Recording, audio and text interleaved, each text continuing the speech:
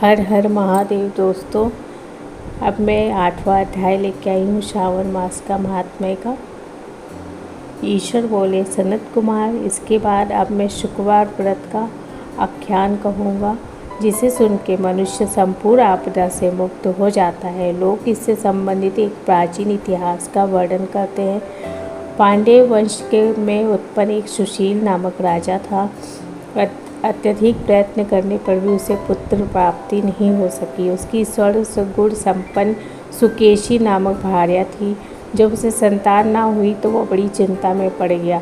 तब स्त्री स्वभाव के कारण अति सहस्त्रयुक्त मन वाली उसने मासिक धर्म के समय प्रत्येक महीने में वस्त्र के टुकड़ों को अपने उदर पर बांध के उदर को बड़ा बना लिया और अपनी प्रसूति का अनुग्रह करने वाली किसी अन्य गड़बड़ी स्त्री को ढूंढने लगी।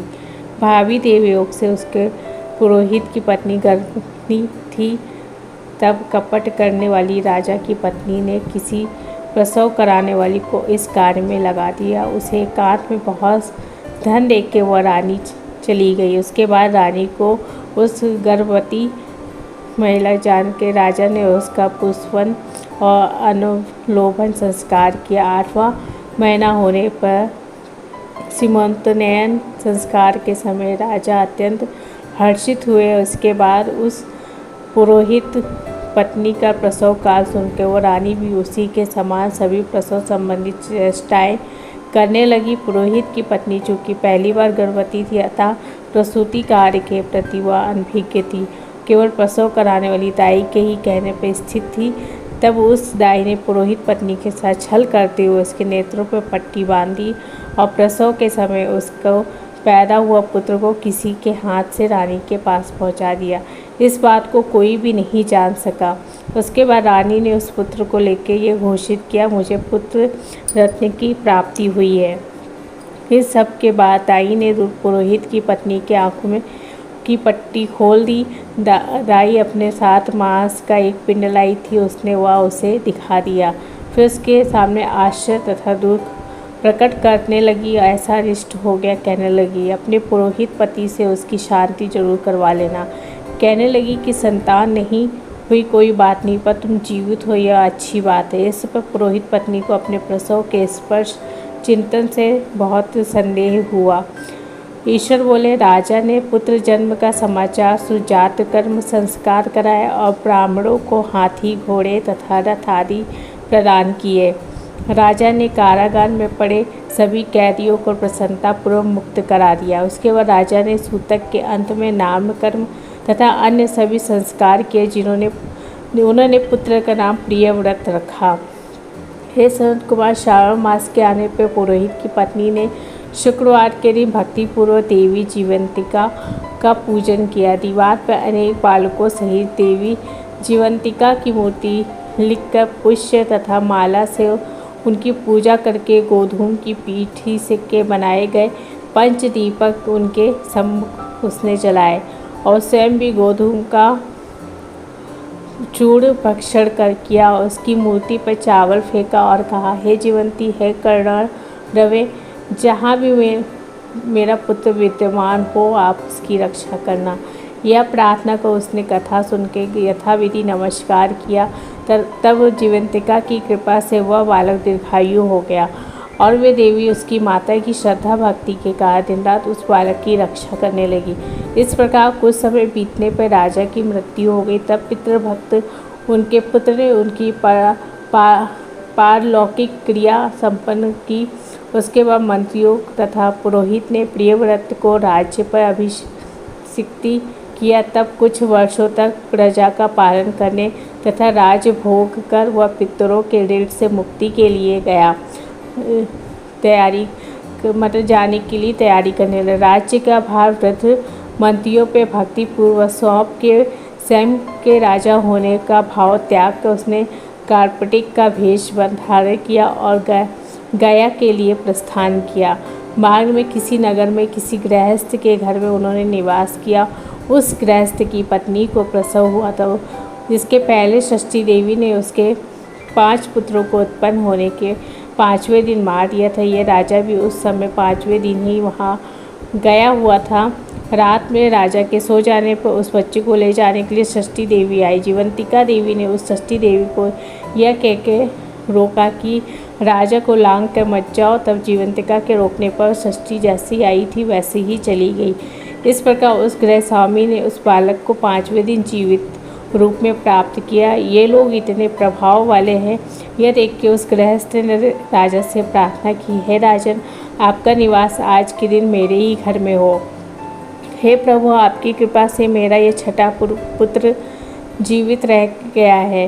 उसके द्वारा प्रार्थना करके करुणानिधि उस राजा ने कहा, मुझे तो गया जाना है। तब राजा ने कहा, गया के लिए प्रस्थान कर गए।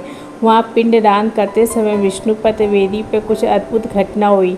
उस पिंड को ग्रहण करने के लिए 2 हाथ निकल के आए। तब महान विस्मय युक्त राजा संशय में पड़ गए और पुनः पिंडदान कराने वाले ब्राह्मणों के कहने पर उन्होंने विष्णुपद पर पिंड रख दिया। इसके बाद उन्होंने किसी ज्ञानी तथा सत्यवादी ब्राह्मण से इस विषय पर पूछा। तब उस ब्राह्मण ने उनसे कहा, ये दोनों हाथ आपके पितर के थे। इसमें संदेह हो तो घर जाके अपनी माता से पूछ लीजिए, वो बता देंगी। तब राजा चिंतित तथा दुखी हुए और मन में अनेक बातें सोचने विचारने लगे। वे यात्रा करके पुनः वहाँ गए जहाँ वह बालक जीवित हुआ था। उस समय भी वह स्त्री को पुत्र उत्पन्न हुआ था। वह उसका 5वां दिन था। वह जो दूसरा पुत्र हुआ था उसे लेने फिर रात में षष्ठी देवी आई। तब जीवंतिका के दोबारा रोके जाने पर षष्ठी देवी ने कहा, इसका ऐसा क्या कृत्य है अथवा क्या इसकी माता तुम्हारा व्रत करती है जो तुम दिन रात इसकी रक्षा करती हो। तो तब षष्ठी का यह वचन सुनकर जीवंती ने धीरे से मुस्कुराकर इसका सारा कारण बताया। उस समय राजा शयन का बहाना बना के वास्तविकता जानने के लिए जाग रहा था। अतः उसने जीवंतिकी और षष्ठी देवी दोनों की बात सुन ली। जीवंती ने कहा, हे षष्ठी, श्रावण मास में शुक्रवार को इसकी माता मेरे पूजन में रत रहती है और व्रत के संपूर्ण नियम का पालन करती है। यह सब मैं आपको बताती हूँ। वह हरे रंग का वस्त्र तथा कंचुकी नहीं पहनती, हाथ में उसे रंग की चूड़ी भी नहीं धारती। वह चावल के धोने के जल को कभी नहीं लांघती, हरे पत्ते के मंडप के नीचे नहीं जाती, हरे वर्ण का होने के कारण करेले का शाक भी वह नहीं खाती। यह सब वह मेरी प्रसन्नता के लिए करती है, अतः मैं उसके पुत्र को किसी को मारने नहीं दूंगी। यह सुनकर राजा प्रियव्रत अपने नगर को चले गए। उनकी देश के सभी नागरिक स्वागत के लिए आए। तब राजा ने अपनी माता से पूछा, हे मात, क्या तुम जीवंतिका देवी का व्रत करती है? इस पर उसने कहा, मैं तो इस व्रत को जानती भी नहीं। इसके बाद राजा को गया यात्रा का समुचित फल प्राप्त करने के लिए ब्राह्मणों तथा सुवासिनी स्त्रियों का भोजन कराने की इच्छा से उन्हें निमंत्रित किया और व्रत की परीक्षा लेने के लिए सुवासिनियों को वस्त्र, कंचुकी तथा कंकण पहन के कहलवाया कि आप सभी को भोजन के लिए राजभवन में आना है। तब पुरोहित की पत्नी ने दूत से कहा, मैं हरे रंग की कोई भी वस्तु कभी ग्रहण नहीं करती। राजा के पास आकर दूत ने उसके द्वारा कही गई बात राजा को बता दी। तब राजा ने उसके लिए सभी रक्त वर्ण से शुभ परिधान भेजे। वह सब धारण करके वह पुरोहित पत्नी भी राजभवन में आई। राजभवन के पूर्वी द्वार पर चावलों के धोने का चावल जल पड़ा देख के वह हरे रंग का मंडप देख के वह दूसरे द्वार से गई। तब राजा ने पुरोहित की पत्नी को प्रमाण करके इस नियम का संपूर्ण कारण पूछा। इसमें उसने कहा, इसका कार्य शुक्रवार का व्रत बताया। उस प्रिय व्रत को देख के उसके दोनों स्तरों में से बहुत दूध निकलने लगा। दोनों वक्षस्थलों से उस राजा को दुग्ध की धाराओं से पूर्ण रूप से सिंचित किया। तब गया में विष्णुपदी पर निकले दोनों हाथ जीवंतिका तथा षष्ठी दोनों देवियों के वार्तालाप तथा पुरोहित पत्नी के स्तनों से दूध निकलने द्वारा राजा को विश्वास हो गया कि मैं इसी का पुत्र हूँ। इसके बाद पालन पोषण करने वाली माता के पास जाकर विनम्रता पूर्वक उन्होंने कहा, हे मात, डरो मत, मेरे जन्म का वृतांत सत्य सत्य बता दो। यह सुनकर सुंदर केशों वाली रानी ने सब कुछ सच सच बता दिया। तो प्रसन्न होकर उन्होंने जन्म देने वाली अपने माता पिता को नमस्कार किया और संपत्ति से वृद्धि को प्राप्त कराया। वे दोनों भी परम आनंदित हुए। एक दिन राजा प्रियव्रत ने रात देवी जीवंती से प्रार्थना की, हे जीवंती, मेरे पिता तो फिर गया में दोनों हाथ कैसे निकल आए? तो देवी ने सपने में आके संशय का नाश करने वाले वाक्य कहा, हे प्रियव्रत, मैंने तुम्हें विश्वास दिलाने के लिए ये माया की थी, इसमें संदेह नहीं है सनत कुमार। यह सब मैंने आपको बता दिया है। श्रावण मास में शुक्रवार के दिन इस व्रत का अनुष्ठान करने वाले मनुष्य सभी मनोरथों को प्राप्त कर लेते हैं। इस तरह श्री स्कंद पुराण का ये 9वां अध्याय पूर्ण हुआ। अब 10वां अध्याय शुरू करते हैं। हे सनत कुमार, अब मैं आपसे शनिवार व्रत की विधि का वर्णन करूंगा, जिसका अनुष्ठान करने से मदन तो नहीं होता। श्रावण मास में शनिवार के दिन नरसिंह, शनि तथा अंजनी पुत्र हनुमान, इन तीनों देवताओं का पूजन करना चाहिए। दीवार पे अथवा स्तंभ पर नरसिंह की सुंदर प्रतिमा स्थापित कर बना के हल्दी युक्त चंदन से नीले, लाल तथा पीले सुंदर पुष्पों से लक्ष्मी सहित जगतपति नरसिंह का भली भांति पूजन करें। उन्हें खिचड़ी का नैवेद्य तथा कुजर नामक शाक का भोग अर्पण करना चाहिए। उसी का स्वयं भी खाना चाहिए, ब्राह्मणों को भी खिलाना चाहिए। तिल का तेल तथा घृत स्नान भगवान नरसिंह को प्रिय है। शनिवार के दिन तिल सभी कार्यों के लिए प्रशस्त है। शनिवार के दिन तिल के तेल से ब्राह्मणों तथा सुवासिनी स्त्री को उपटन लगाना चाहिए तथा कुटुंब सहित स्वयं भी संपूर्ण शरीर में तेल लगाकर स्नान करना चाहिए तथा उड़द का भोजन ग्रहण करना चाहिए। इससे भगवान नरसिंह प्रसन्न होते हैं। इस प्रकार श्रावण मास में चारों शनिवार में इस व्रत को करना चाहिए। जो ऐसा करता है उसके घर में स्थित लक्ष्मी का वास रहता है और धन धान्य की समृद्धि होती है। पुत्रहीन व्यक्ति पुत्र कहला वाला होता है और उस लोक में सुख भोग के अंत में वैकुंठ प्राप्त करता है। नरसिंह की कृपा से मनुष्य की चारों दिशाओं में व्याप्त रहने वाली उत्तम कीर्ति होती है। 100 में मैंने आपसे नरसिंह का यह उत्तम व्रत कहा। हे सनत कुमार, आप शनि की प्रसन्नता के लिए जो करना चाहिए उसे सुनिए। एक लंगड़े ब्राह्मण और उसके अभाव में किसी ब्राह्मण के शरीर में तेल लगा के उसे उष्ण जल से स्नान कराना चाहिए। श्रद्धापूर्वक नरसिंह के लिए बताए गए अन्य अर्थात खिचड़ी उसे खिलानी चाहिए। उसके बाद तेल, लोहा, काला तिल, काला उड़द, काला कंबल प्रदान करना चाहिए। इसके व्रती के ये कहे कि मैंने यह सब शनि की प्रसन्नता के लिए किया है, शनिदेव मुझ पर प्रसन्न हो। उसके बाद तिल के तेल से शनि का अभिषेक कराना चाहिए। उसके पूजन में तिल तथा उड़द के अक्षत प्रशस्त माने गए हैं। हे मुने, अब मैं शनि का ध्यान बताऊंगा, आप ध्यानपूर्वक सुनिए। शनिश्चर कृष्ण वर्ण वाले हैं, मंद गति वाले हैं, काश्यप गोत्र वाले हैं, सौराष्ट्र देश में पैदा हुए सूर्य पुत्र हैं, वर देने वाले हैं, दंड के समान आकार वाले, मंडल में स्थित इंद्र नील मणि तुल्य कांति वाले, हाथ में धनुष्य भार त्रिशूल धारण किए हुए हैं, गीध पर आरूढ़ है। यम उनके अधिदेवता हैं, ब्रह्मा उनके प्रति देवता हैं और ये कस्तूरी अंगुरी का कंद तथा गूगल का धूप ग्रहण करते हैं। इन्हें खिचड़ी प्रिय है। इस प्रकार ध्यान की विधि कही गई है। इनके पूजन के लिए लोहमयी सुंदर प्रतिमा बनानी चाहिए। हे द्विजश्रेष्ठ, इनके निमित्त की गई पूजा में कृष्ण अर्थात काली वस्तु का दान करना चाहिए। ब्राह्मण को काले रंग के 2 वस्त्र देने चाहिए और काले बछड़े सहित काली गौ प्रदान करनी चाहिए। विधि पूर्वक पूजा करके इसी प्रकार प्रार्थना तथा स्तुति करनी चाहिए। आराधना से संतुष्ट होकर जिन्होंने नष्ट राज्य वाले राजा नील को उनका महान राज्य पुनः प्रदान करा दिया, वे शनिदेव मुझ पर प्रसन्न हो। नील अंजन के समान वर्ण वाले, मंद गति से चलने वाले और छाया देवी तथा सूर्य से उत्पन्न होने वाले इस शनिश्चर को मैं नमस्कार करता हूँ।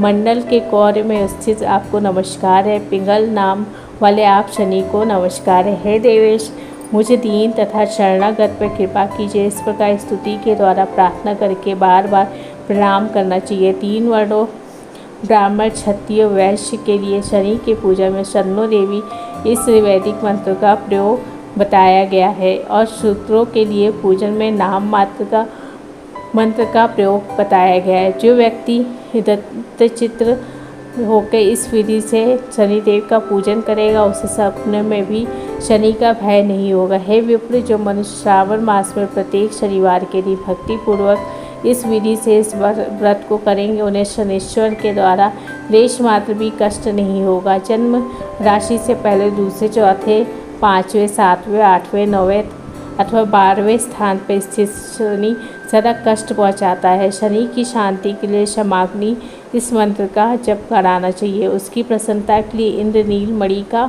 दान करना चाहिए।